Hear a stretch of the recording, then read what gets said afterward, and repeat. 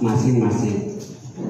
Allah mengharapkan agar badan kita itu kita rawat, ya, agar kita boleh dikatakan agar kita rawat dari kecil hingga besar, gitu ya. Dan pada akhirnya badan kita sendiri kita persembahkan kehadirat Allah, karena yang punya badan kita sebenarnya adalah Allah.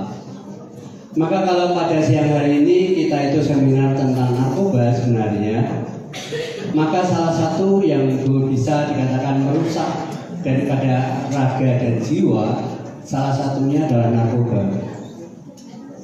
Saya hanya bisa melihat ketika bagaimana orang-orang itu sudah kecanduan narkoba. Ketika masuk dalam tempat untuk salah satunya adalah Sekar Mawar, ya. Kalau sudah mereka itu mengharapkan itu, rasa-rasanya sudah luar biasa, membuat banyak orang menjadi susah. Maka gitu ya, saya berharap kita masih muda, hargailah badan kita, hargailah yang memberi badan kita, dan mari badan kita itu kita rawat.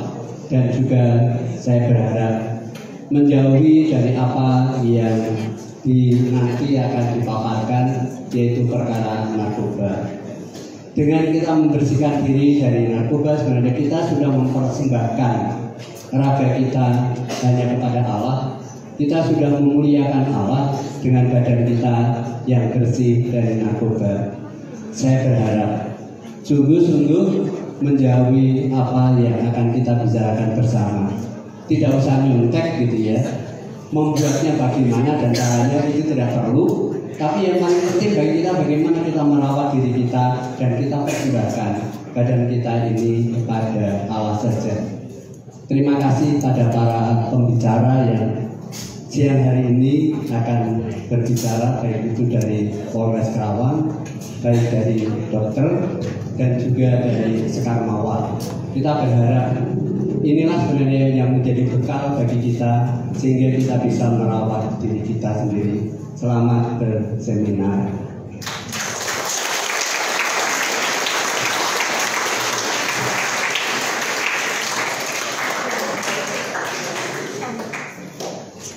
Terima kasih kepada Pastor Pandoyo atas kata sambutannya.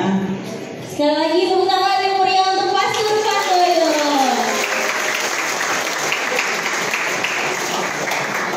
Nah, teman-teman, kita di sini seminar anti narkoba. Ada pemateri 1, 2, 3, dan 4. Kira-kira dari siapa aja sih Kak pematerinya? Pemateri yang pertama itu bidang hukum Sat Narkoba Polres Karawang. Yang kedua dari bidang kesehatan ada Dr. Yovita SPN. Yang ketiga dari bidang rehabilitasi ada Yayasan Sekar Mawar Bandung. Dan yang keempat itu ada sesi sharing. Dan ini sangat menarik. Sangat spesial ya. Sangat spesial sekali pada hari ini. Kemudian teman-teman, hal yang menarik selanjutnya adalah nanti kita akan ada door prize buat kalian. Door prize spesial untuk teman-teman semua yang ada di sini. Nanti sistemnya seperti apa? Nanti kita akan jelaskan setelah pemateri selesai. Oke? Tanpa berlama-lama lagi. Oh, ada 20 door prize Kak Poli. Oh, ada 20 door prize. Jadi sangat banyak ya. Wow. Yang akan keaktifan dari teman-teman. Wow, 20 door prize. Banyak kesempatan orang yang bisa dapat ya sih Kak? Iya benar. Oke, tanpa berlama-lama lagi mungkin kita akan mendengarkan dari bidang hukum Polres Karawang. Siapa? Pak Matis? Dari Brigpol M. Irham SPD. Mari kita sambut Brigpol M. Irham SPD.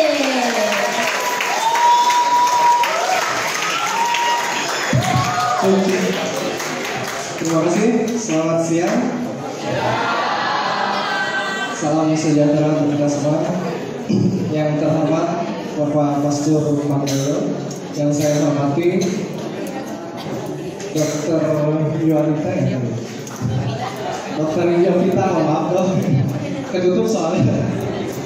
Yang saya hormati teman-teman dari Panti Rehabilitasi Sekar Mawar Bandung. Dan yang saya cintai dan saya banggakan, adik-adikku sekalian yang ada di ruangan ini yang berbahagia. Baik, sebelumnya perkenalkan dulu Bapak, panggilnya Bapak atau Kakak ya? Kakak aja ya. Masih muda soalnya. Mas. Perkenalkan, nama saya Wawan Irfan Humairi SPD. Betul, SPD Sarjana Pendidikan. Saya basicnya sebetulnya guru basicnya. Cuman tidak sengaja terjebur ke kepolisian gitu kan. Ya, bercanda. Jadi semuanya sudah ada garisannya, sudah ada takdirnya. Kebetulan saya berdinas di Polres Karawang bagian Sat Narkoba, kurang lebih sekitar 8 tahun sudah berdinas. Jadi sudah berbagai macam orang saya temui, khususnya para pengedar, para pecandu, dan para penyalahguna narkotika. Ya baik, tanpa berlama-lama mari kita sama-sama. Istilahnya saya hanya sekedar saman, jadi tidak ada yang pintar di antara kita, hanya ada yang lebih tahu terlebih dahulu gitu ya. Ya baik, sosialisasi bahaya narkotika dan sanksi pidana Satuan Reserse Narkoba Polres Karawang. Oh ya, sebelumnya saya mewakili pimpinan saya mengucapkan terima kasih kepada Gereja Kristus Raja Karawang yang telah mengundang kami, sekaligus permohonan maaf Bapak Pak Kasat, Pak Kapolres dan Pak Kasat sedang ada acara lain, jadi mewakilkan saya untuk berbicara di sini. Mudah-mudahan tidak mengurangi esensi dari apa yang nanti kita akan sama-sama dengarkan. Baik, lanjut Kak, namanya siapa Kak? Maaf Kak Charles. Hari ini Kak Charles sebagai asisten saya. Mohon bantuannya Kak Charles. Baik, pengenalan narkotika, dampak adiksi, macam-macam jenis narkotika dan bahan berbahaya. Lanjut Kak Charles. Ya, kita beranjak dari latar belakang dulu ya. Jadi data penyebaran dan penyalahgunaan narkoba di wilayah secara keseluruhan Indonesia ada 654 lokasi di Indonesia rawan narkoba. 11.071 orang Indonesia dalam setahun meninggal gara-gara narkoba. 1,77% atau 3,3 juta penduduk Indonesia menjadi penyalahguna narkoba, dan kerugiannya ini tidak main-main adik-adik, Bapak Ibu sekalian. Jadi bukan ratusan juta lagi, bukan miliaran lagi, sudah triliunan kerugian jadi akibat penyalahgunaan narkoba ini. Lanjut ke Charles. Nah, 28% korban narkoba kalangan pelajar. Jadi patut diwaspadai adik-adik sekalian, pelajar ya, masih panjang masa depannya. Jadi hati-hati. Lanjut kan? Tingkat SD sampai SMA atau SMK 50 juta anak dan 3,5 juta kalangan mahasiswa. Ini data dari kurang lebih tahun 2022. Mungkin sekarang sudah ada perubahan. Lanjut. Peningkatannya ini dari tahun 2020 sekitar 1,77%. Nah, tahun 2020 meningkat menjadi 5,6%. Lanjut. 87 juta anak maksimal usia 18 tahun, sebanyak 5,9 juta tercatat menjadi pecandu narkoba. Mungkin nanti teman-teman dari Yayasan Sekar Mawar, mereka bagian yang menangani pecandu gitu ya. Lanjut. Ini bisa dibaca, ada 2.218 kasus terkait masalah kesehatan dan nafsa yang menimpa anak-anak. Kasus anak pecandu narkoba dan 8,1% kasus anak sebagai pengedar narkoba. Nah, jadi tidak hanya kalangan dewasa. Kebetulan saya juga pernah menangani yang pengedarnya itu masih kategori anak. Jadi kategori anak itu di bawah usia 18 tahun menurut undang-undang seperti itu ya. Nah, nanti akan lebih dijelaskan lagi terkait penanganannya. Ini penyebarannya dipengaruhi teman terdekat, teman sebaya, modus mengerjakan tugas sekolah, belajar bersama padahal menggunakan narkoba sama-sama. Lanjutkan. Nah, adik-adik sekalian, ini pengertian narkotika ya. Tadi itu narkoba itu narkotika, psikotropika, dan bahan adiktif lainnya. Ya, ini pengertian narkotika. Narkotika adalah zat atau obat yang berasal dari tanaman atau bukan tanaman, baik sintetis maupun semi sintetis, yang dapat menyebabkan penurunan atau perubahan kesadaran dan menghilangkan rasa atau mengurangi rasa nyeri. Jadi ini pengertiannya, nanti akan Bapak tampilkan contoh-contohnya. Lanjutkan. Nah, jadi untuk narkotika sendiri terbagi dari berbagai macam golongan. Yang pertama itu golongan 1, berpotensi sangat tinggi menyebabkan ketergantungan, tidak digunakan untuk terapi. Jadi mungkin di dunia kedokteran ya dok ya. Jadi ada narkotika yang bisa digunakan sebagai medis gitu ya. Jadi apa namanya, untuk operasi segala macam. Mungkin nanti ibu dokter bisa lebih menjelaskan gitu. Lanjut. Ini contohnya nih, narkotika golongan 1. Contohnya ini heroin, kokain, ganja, dan sabu. Jadi ingat, untuk narkotika golongan 1 hanya sekedar untuk pengetahuan, bukan untuk medis atau segala macam gitu ya. Lanjut. Nah, narkotika golongan 2 berpotensi tinggi, sama berpotensinya tinggi menyebabkan ketergantungan, digunakan pada terapi sebagai pilihan terakhir. Jadi ini masih bisa digunakan di kalangan medis gitu ya dok ya. Contohnya morfin, perfidin. Nah, morfin ini biasanya digunakan untuk bius ya dok ya. Ya, untuk bius, untuk operasi gitu lah. Lanjut kan? Nah, ini narkotika golongan 3 berpotensi ringan menyebabkan ketergantungan dan banyak digunakan dalam terapi. Contohnya kodein. Lanjutkan. Nah, ini psikotropika. Jadi kan tadi itu narkoba itu narkotika, psikotropika, dan bahan adiktif lainnya. Psikotropika sendiri pengertiannya zat atau obat baik alamiah, bukan narkotika ya, yang berkhasiat psikoaktif melalui pengaruh selektif pada susunan saraf pusat dan menyebabkan perubahan khas pada aktivitas mental dan perilaku yang dibagi menurut potensi menyebabkan ketergantungannya. Jadi ini bahasanya sangat ilmiah sekali, mungkin sekali lagi ibu dokter nanti bisa menjelaskan. Lanjut. Nah, ini contoh-contohnya. Ini LSD, STP. Ini contoh-contoh psikotropika golongan 1. Lanjut, Kak Charles. Nah, psikotropika golongan 2. Contohnya bisa adik-adik lihat. Ini contoh-contohnya, Fluoxetine, Ritalin. Lanjut. Ya. Nah, ini yang biasanya sering saya tangani atau sering kami tangani, yaitu psikotropika golongan 3.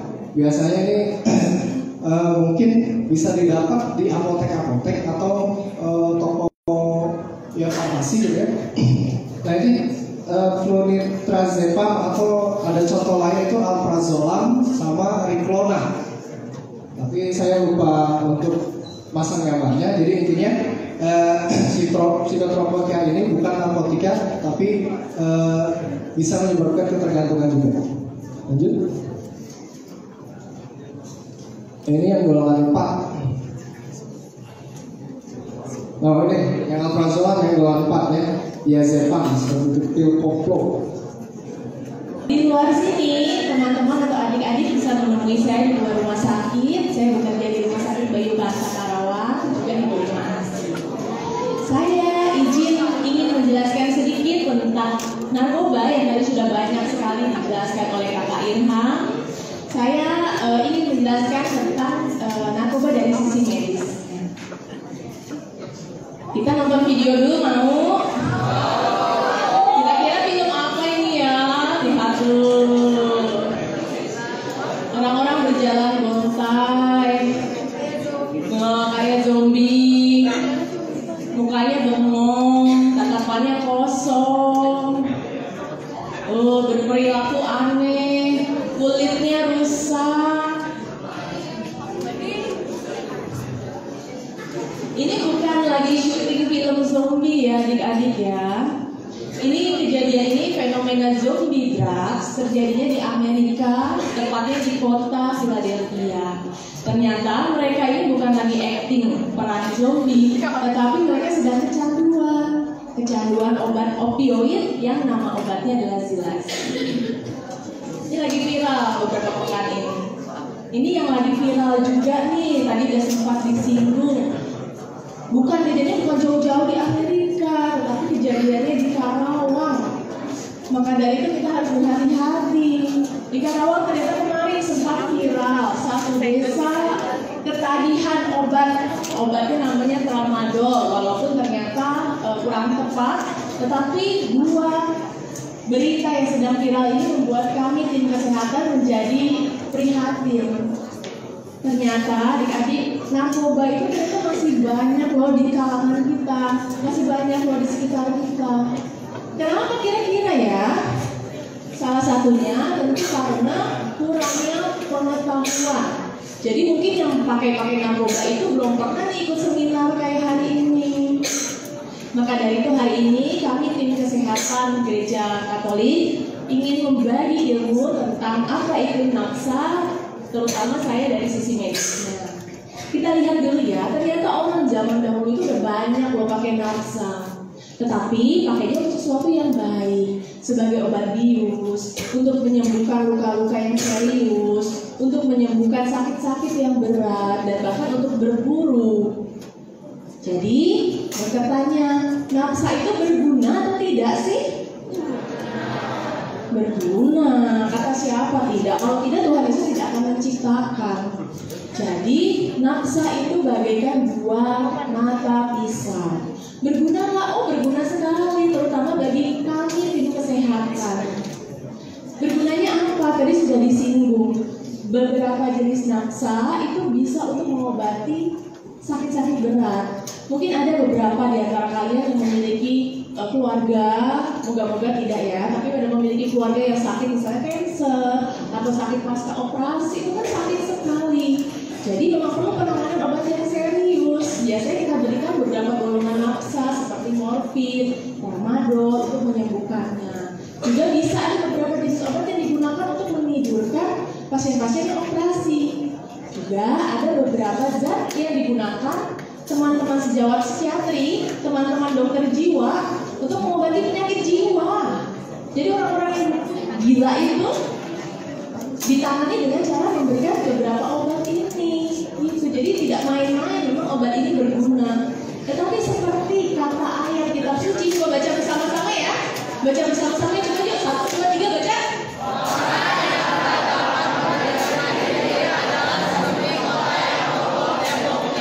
Nah, begitu.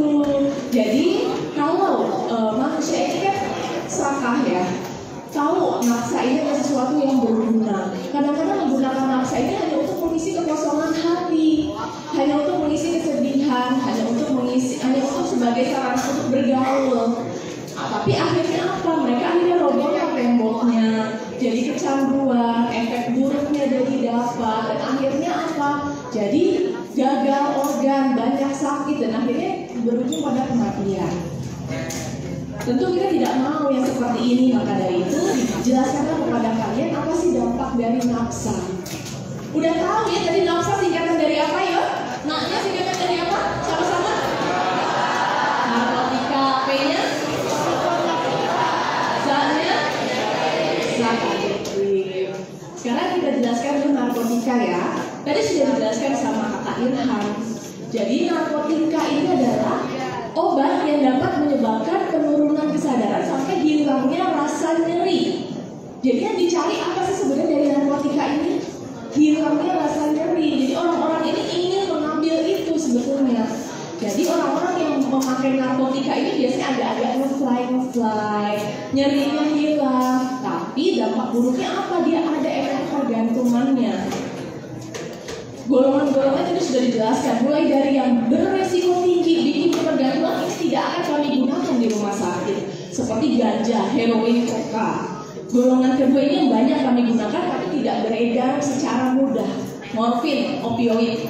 Golongan ketiga ini, siapa yang tahu kodein untuk obat apa sih kodein? Kurang gaul kalian. Kodein itu buat obat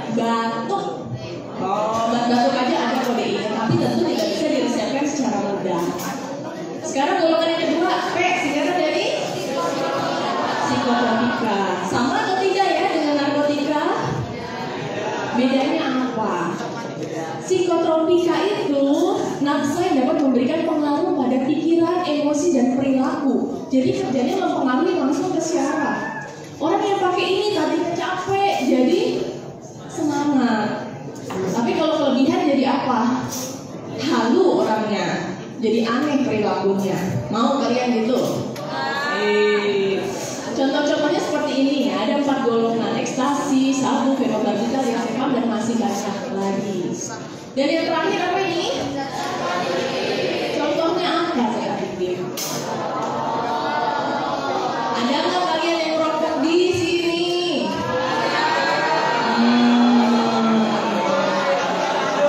Jadi rokok termasuk narkoba tidak ya? Jawab sendiri ya.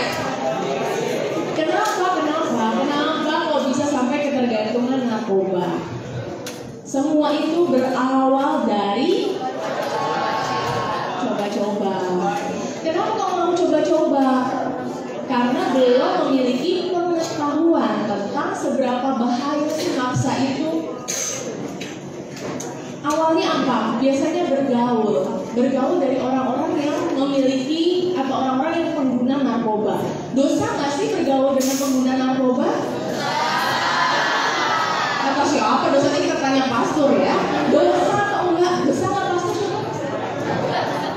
Tidak. Oh, tidak berdosa. Yang berdosa adalah kita yang mau tergoda untuk mencoba. Betul ya pastor ya? Oh, betul. Jadi kenapa coba-coba? Karena tidak ada pengetahuan tentang bahaya narkoba. Akhirnya apa? Diingin-ingin. Lu pakai narkoba enak loh. Habis pakai narkoba sakitnya hilang, sedihnya hilang. Betul nggak sedihnya hilang? Betul. Kata siapa tidak betul? Betul, sedihnya hilang. Tapi ujung-ujungnya banyak. Akhirnya apa? Mereka jadi pengguna situasional. Ketika mereka cemas, ketika mereka sedih, coba pakai sedikit, enak. Akhirnya kalau enak apa? Mau lagi dan mau lagi. Akhirnya jadi semakin sering, dosisnya semakin besar. Akhirnya jadi ketergantungan. Kalau nggak pakai jadi apa? Sakau. Tahu sakau? Nah, akhirnya apa? Rusaklah organ-organ tubuhnya karena overdosis, berujung pada kematian. Jadi tadi pertama efek narkoba terhadap kesehatan apa? Kecanduan. Kenapa bisa kecanduan?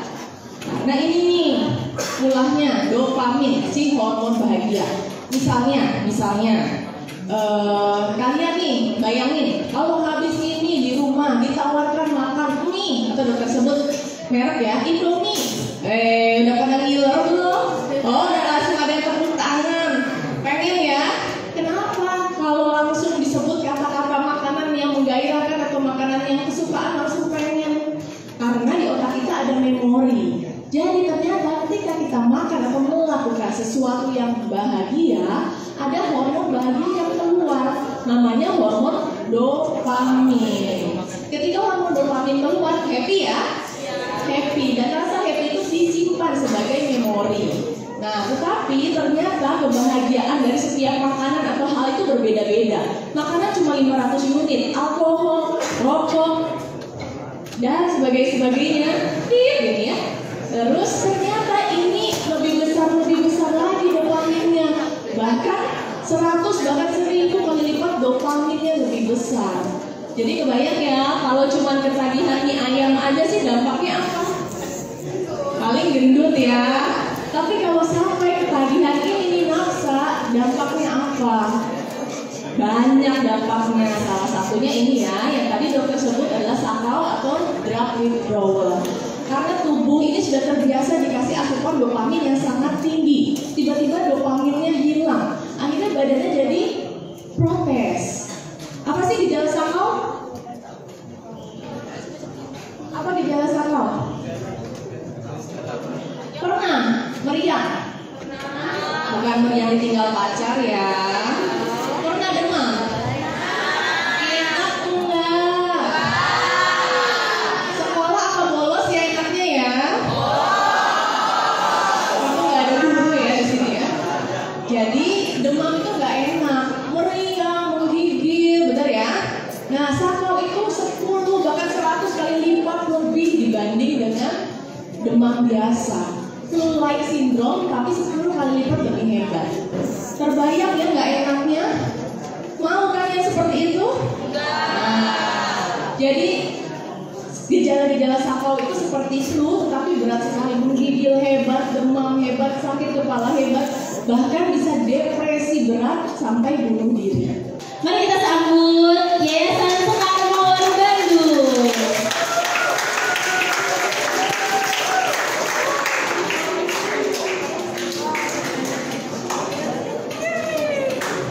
Terima kasih atas waktu yang diberikan. Selamat siang adik-adik semuanya. Asal juga dari Bapak Ibu tadi, para narasumber dan bahasanya dari bahasa kita nggak biasa soalnya ya dengan anak-anak seusia ini. Jadi kami dari Yayasan Sekar Mawar ya, memperkenalkan diri dulu. Saya Anastasia selaku Direktur Pelaksana di Yayasan Sekar Mawar, dan di sini saya bawa tim dari teman-teman di Panti Rehabilitasi Sekar Mawar ya. Ada Bu Jadi, nanti pokoknya yang bajunya kayak gini nih, nah itu dari Panti Rehabilitasi Sekar Mawar ya. Nah, mungkin sebelum ke materi nanti yang akan dibawakan oleh Bu Jerry, saya ingin memperkenalkan diri dulu tentang Yayasan Sekar Mawar ya, adik-adik semuanya. Saya bahasanya jadi kayak Yayasan Sekar Mawar itu adalah yayasan sosial di Bandung ya. Itu di bawah naungan Keuskupan Bandung. Jadi kami berada di bawah naungan Gereja Katolik ya. Jadi ada ketua Dewan Pembinanya adalah Bapak Uskup Bandung. Dan ini merupakan karya sosial gereja ya, karena kami melihat tadi banyak sekali korban-korban penyalahgunaan narkoba yang ada di masyarakat. Jadi Yayasan Sekar Mawar itu sudah berdiri dari tahun 2000. Jadi sudah 23 tahun kami berkecimpung di bidang panti rehabilitasi terutama ya. Jadi nanti seandainya adik-adik ada teman atau ada saudara atau ada kenalan yang bermasalah dengan tadi ya kecanduan narkoba, nah itu seandainya dalam keluarga sudah tidak bisa ditangani dengan guru-guru sudah kesulitan menanganinya, adik-adik bisa menghubungi Yayasan Sekar Mawar ini ya, karena kami mempunyai panti rehabilitasi. Adik-adik pernah ke panti rehabilitasi narkoba? Angkat tangan yang pernah. Oh, ada satu tadi belakang ya. Ya. Ya, jadi belum pernah ya. Jadi kalau adik-adik ingin tahu tentang bagaimana panti rehabilitasi itu, adik-adik bisa berkunjung juga di panti rehabilitasi kami ada di Lembang. Adik-adik tahu Lembang? Pernah ke Lembang? Pasti lewat itu di panti rehabilitasi sekarang. Letaknya di Jalan Tangkuban Perahu nomor 108. Ya, jadi kalau adik-adik ke Tangkuban Perahu pasti lewat tuh di panti rehabilitasi sekarang. Nah, di situ tempat merawat mereka-mereka yang tadi kecanduan dengan narkoba. Nanti Bu Jerry akan menjelaskan lebih lanjut bagaimana kita menangani mereka-mereka yang menyembuhkan dan memulihkan mereka-mereka yang kecanduan narkoba. Nanti juga ada sharing atau testimoni dari salah seorang dari kami yang akan bercerita ya pengalamannya, supaya apa? Ini bukan menjadikan supaya adik-adik jadi pengen tahu atau jadi pengen coba-coba narkoba ya, tapi supaya kita semua punya pengetahuan, punya tahu risikonya, tahu konsekuensinya, sehingga kita semua tidak memakai narkoba. Oke, waktu saya berikan ke Bro Jerry untuk menjelaskan tentang kegiatan di panti rehabilitasi. Terima kasih.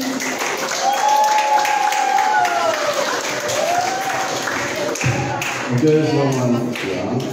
Jadi memang kalau pemakai narkoba itu enaknya pakai di sini di gereja ini aman banget. Ya, karena dulu kita ini makanya di gereja. Jadi polisi gak ada yang tangkap karena tahu saya kan datang ke gereja mau berdoa. Nah, di Bandung juga ada panti pijat pakai ayat Alkitab. Ada tulisannya dia bilang datanglah padaku hai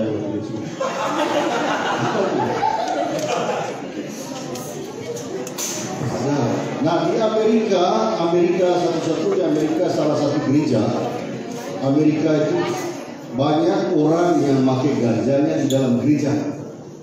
Ya, the first church in cannabis itu ada di cannabis di gereja. Tahu apa tulisannya? Pas di depannya ada pelangnya apa tulisannya?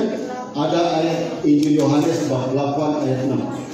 Apa dia bilang? Bagian tidak bersalah lempar lah, ya. Itu di Amerika.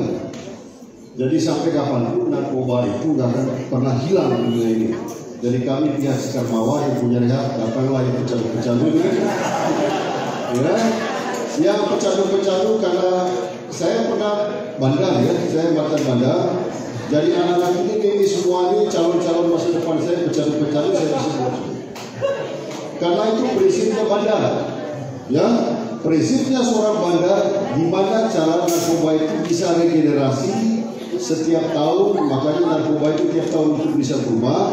Dan Anda semua adalah saya bikin untuk jadi pecandu narkoba untuk berikutnya. Itu orang bandar, Anda nggak tahu. Tapi Anda bisa selidiki di antara lingkungan Anda itu ada narkoba. Tahu nggak? Ya, terus di gereja yang minum anggur berlebihan tuh. Tahu nggak? Dan saya pernah nangani pastor loh, pecandu. Ada 2 pastor yang pernah saya tangani pecandu narkoba. Dan saya pernah di Filipina ada pastor orang India, dia testimoni hamil mereka pribadi. Saya adalah seorang pecandu alkohol. Jadi gak masalah. Ya, ada pastor daerah sini juga yang pernah saya handle tuh. Ada daerah sini kan? Daerah sini aja ya. Tidak di sini kan, daerah sini aja. Ada pastor yang pernah masuk di kita. Dan ada satu pastor Papua meninggal karena dia menggunakan alkohol. Kalau terlalu banyak alkohol karena metabolismenya di livernya jadi rusak, akhirnya kena hepatitis B. Jadi kalau adik-adik nanti pulang, tanya bapak-bapaknya nih, kalau yang punya bapak nih, Pak alkohol apa?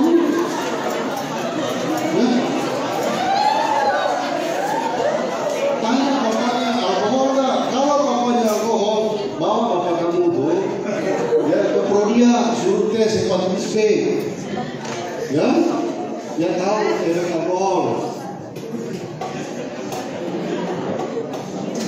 Gitu, jadi hari ini kita ngomongin tentang kami orang-orang rehab yang selama ini nangani orang-orang pecandu berdasarkan amanat Undang-Undang 35 2009 pasal 27 bahwa pecandu itu harus direhabilitasi, bukan dipenjara. Ya, pecandu itu harus direhabilitasi, bukan dipenjara. Lihat kenyataannya. Anda kalau baca kenyataannya di Polres gimana ya? Nanti boleh tanyalah ke aparat atau gimana ya, karena saya berapa kali dari stasiun pengadilan juga. Sekalipun dia pecandu, tetap di penjara. Dan apa? Harus pakai duit lagi, ya kan? Ada duitnya mesti gede, 8 itu. Dan itu kenyataan hidup. Ya. Tahun lalu kita ada di Jakarta Barat lah ya, metropolitan. Ada klien saya yang masuk ke kita, jadi 86-nya 400 juta. Realita. Jadi nanti adik-adik yang pakai narkoba siap-siap duit 200 juta ya. Jadi untuk 86. Dan kita kan orang rehab, orang lapangan kan. Mana ini? Oh, oke next. Nah, setidaknya rehabilitasi yang kita lakukan adalah untuk merubah berbagai macam misalnya sisi fisik, psikologi, sosial, dan juga spiritual. Karena orang-orang yang kena narkoba ini, ya dari sisi fisiknya di masuk di kita itu banyak juga yang dulu kena HIV juga, hepatitis juga, ya. Terus secara psikologisnya banyak juga gangguan-gangguan ya, seperti gangguan depresi, mental segala macam. Terus sosialnya juga keluarga yang tidak percaya. Secara spiritualnya juga klien itu merasa bahwa Tuhan saya itu adalah drugs.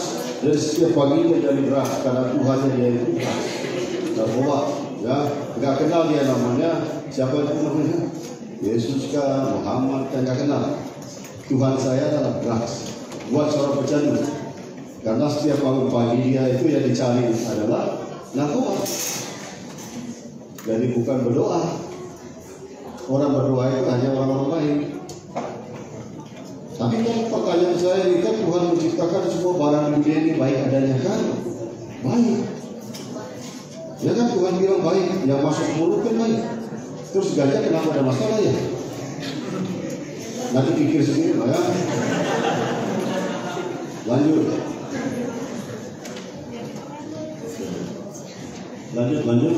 Oke. Dia bilang begini, orang Amerika yang suka meneliti tentang narkoba kan Amerika.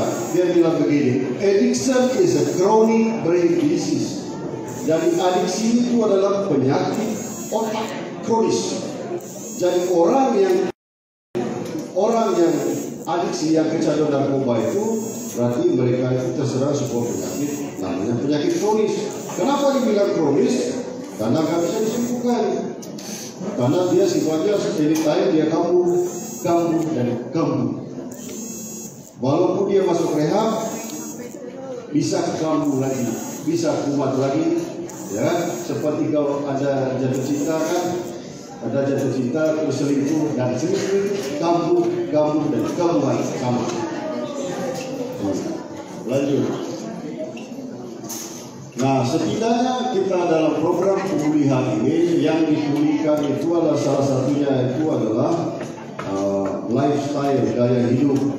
Kalau dulunya suka ke clubbing, suka ke diskotik, sering dan lain-lain, setidaknya setelah direhabilitasi tahu pantangannya mana boleh, mana tidak boleh. Bagaimana berhadapan dengan negatifin, cara menolaknya seperti apa, harus asertif seperti apa, itu didikan rehabilitasi. Itu lanjut. Nah, bagaimana kalau orang masuk ke rehabilitasi tahap apa yang bisa kita lakukan? Pertama-tama tahu dia pecandu atau bukan, kita lakukan screening. Ya, screening itu untuk mengetahui dia beratkah, sedangkah atau ringan. Kalau dia berat, dia pantas kalau masuk rumah sebuah rehabilitasi. Kalau dia sedang, mungkin dia harus rawat jalan. Kalau ringan, dia mesti dikasih edukasi yang cukup. Ya, kasih brosur dan lain-lain. Jadi tidak harus direhab. Nah, bagaimana dengan anak-anak yang narkoba? Karena banyak kasus anak. Kita ada social worker, pekerja sosial untuk advokasi masalah itu di pengadilan supaya tetap rehabilitasinya jalan, sekolahnya jalan. Ingat kasus di Cianjur, dia anak seumuran SMP ini, ya. Kenapa itu dia terserang HIV, akhirnya satu sekolah ini anak harus dikeluarkan dari sekolah. Kalau dia ada di sini, kita semua nanti kena penyakit. Itu di Cianjur. Nah, ada satu kasus yang di Binong waktu itu kena yang dulu ada yang obat-obatan PCC namanya, ya PCC. Cewek itu seumuran segini, dia punya pacar. Tiba-tiba main dicekokin sama obat itu masuk ke minumannya, akhirnya pacarnya minum, pacarnya gelindingan di tanah, teriak-teriak tuh kayak orang mabuk. Ya, di Bandung anak-anak segini kan yang sudah mulai alkohol tuh. Ya, karena saya sebagai bandar saya kasih alkohol dulu yang kecil-kecil ya. Nanti besoknya saya kasih lagi cimeng, habis itu nanti sintek, habis itu kelayangan, saya kasih sabu lagi, biar harganya lebih mahal kan. Setelah itu polisi datang tangkap, saya datang masuk rehab. Ya, itu lanjut. Nah, ini kita kegiatan rehab, ternyata di rehab itu banyak kegiatannya.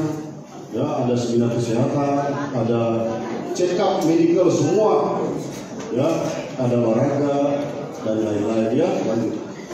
Juga ada bimbingan-bimbingan lain seperti ada psikiatri, ya, konseling, psikolog, individual konseling. Nah, itu lalu ilmu sekarang itu sedikit tidak anak-anak salah ya. Lanjut. Nah, dan ini ada kegiatan-kegiatan bimbing spiritual karena di rehab kita itu buat kita ini kan pecandu itu tidak memandang suku, agama, ras. Jadi semua agama bisa masuk, yang nggak punya agama pun bisa masuk. Yang penting dia itu pecandu.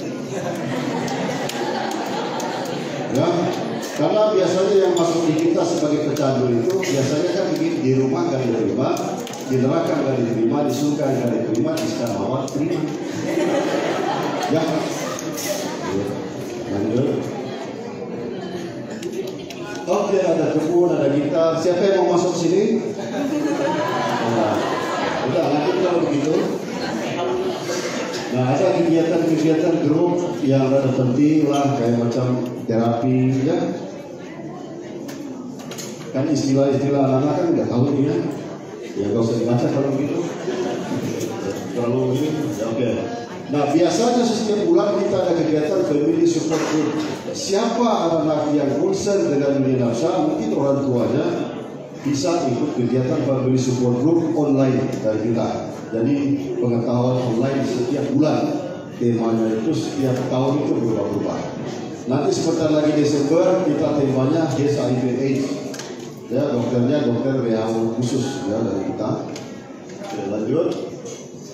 Nah, rekreasi biasanya kita sampai kemana tuh? Jauh. Ya, sampai ke Pangandaran, Boyolali, ya, berenang di kali, di mana tuh ada. Oke, lanjut.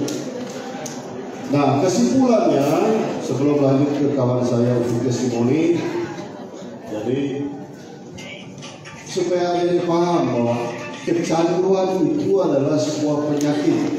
Alangkah baiknya itu harus direhabilitasi, tidak di penjara, tidak di kuburan, tapi direhabilitasi. Sekarang ini sudah menjalani program 6 bulan.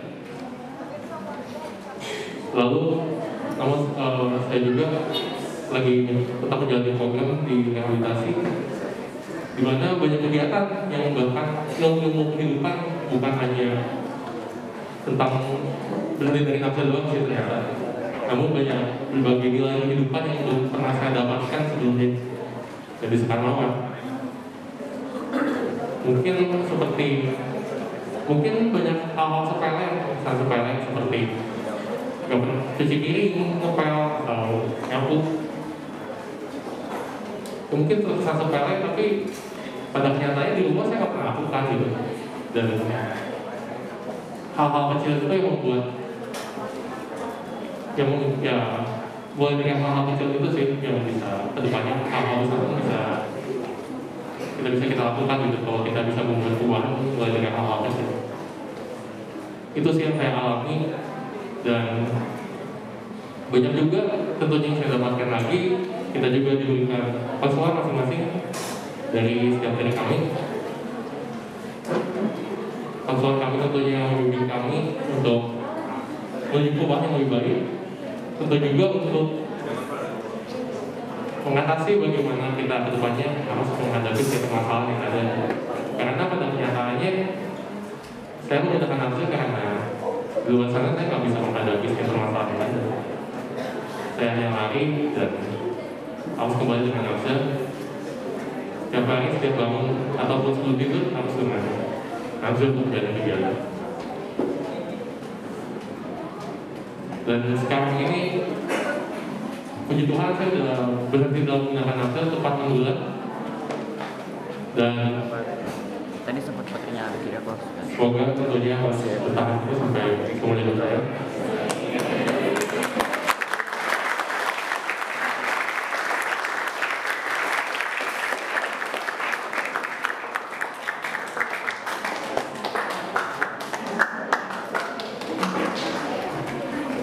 Dan tentunya dalam pemulihan ya seperti yang dikatakan tadi, ya berbagai materi ya. Namanya adiksi ya penyakit yang bersifat kronis, kamu bisa kamu kapan aja. Banyak tantangan tentunya dalam menghadapi ini. Ya nggak bisa gitu kalau kita mendekati hal-hal tersebut seperti hidup terus-menerus saat di dunia kenyataan ya saya bisa jatuh lagi. Saya benar-benar harus menjaga pemulihan saya di situ dan harus benar-benar kuatkan komitmen. Dan itu aku selalu ingat sama Tuhan kita sendiri, Yesus, yang sempat saya lupakan, namun begitu juga sejak saya diangkat ibadah dengan saya kembali lagi. Dan juga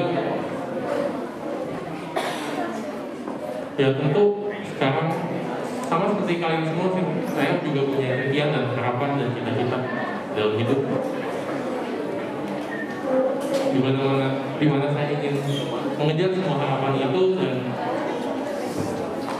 dan mendapatkannya, bukan lagi suatu omongan belakang kayak dulu saya lakukan gitu, ngomong ini tapi nggak bisa dilakuin,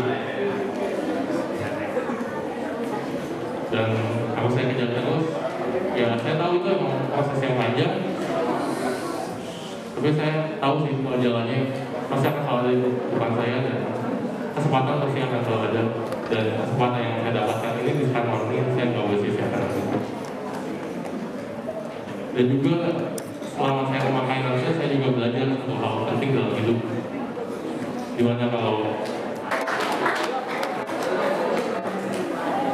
mungkin ya pesan saya terakhir tuh kalian semua, terkadang kita sama seperti kalian, saya juga saat kecil mungkin saat seumur kalian gak pernah bercita-cita atau menginginkan untuk memakai narkoba. Namun ya kita harus benar-benar kuat dan terus untuk siap menghadapi masalah dalam hidup. Kalau ingat keluarga dan Tuhan agar kita terjatuh. Intinya dari saya juga narkoba.